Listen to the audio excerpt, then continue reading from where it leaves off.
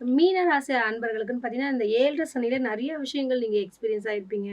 நெறைய பேர்ட்ட வந்து அதாவது ரொம்ப தப்பா நினைக்கக்கூடாது.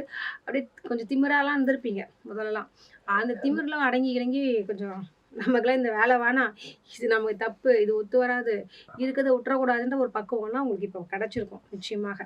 அதனால வந்து உங்க வேலைய நீங்க அழகா பார்த்து அடுத்த லெவலுக்கு வரக்கூடிய ஒரு காலகட்டம். 26 ரொம்ப நல்லாதாங்க இருக்கு. நீங்க வந்து இந்த காலகட்டத்தில வந்து பார்த்தீங்கன்னா, ஒரு நல்ல லெவலுக்கு வரக்கூடிய ஒரு பீரியட் தான்.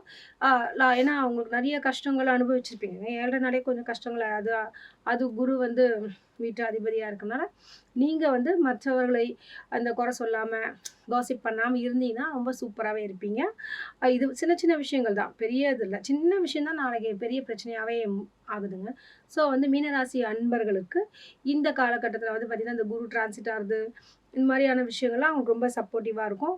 அதாவது புதிய ஆப்பர்ச்சுனிட்டிலாம் கிடைக்கும்.